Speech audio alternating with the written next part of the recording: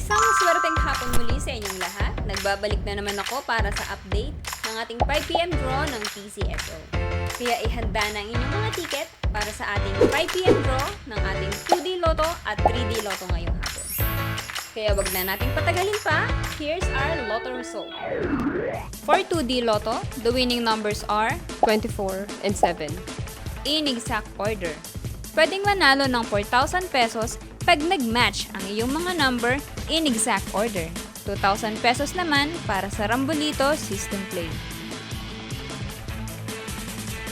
Para naman sa 3D Lotto, the winning numbers are 6, 4, and 9. in exact order. Pwedeng manalo ng 4,500 pesos pag nag-match ang iyong mga number in exact order.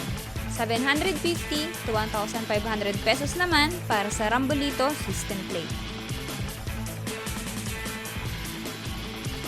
Para naman sa may mga STL ticket para sa ating 3pm STL Departmentalized Draw for Visayas, excluding Guimaras, Negros Occidental, and Bacolod City, here's the winning number.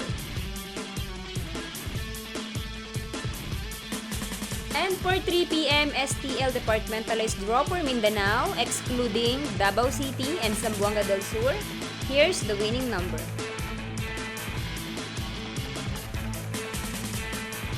Ito po ay babala sa ating mga Lotto players. Ang Lotto ay live na binobola, kaya wala pong nakakaalam ng mga number na lalabas. Huwag pong magpapaloko sa mga nagsasabing alam nila ang lalabas sa game at sa authorized outlet lamang bumili ng ticket bago ang draw. Para maklaim ang inyong prize, pumunta lang sa authorized Lotto outlet pag nanalo ka ng umabot sa 20 to 10,000 pesos. For more than 10,000 to 300,000 ang panalo nyo, sa PCSO branch na pinakamalapit sa inyong lugar, pwedeng i-claim ang prize with 2 valid IDs. At kapag ikaw naman ang jackpot winner, i-present ang iyong ticket with 2 valid ID sa PCSO main office located at Shaw Boulevard, Mandaluyong City.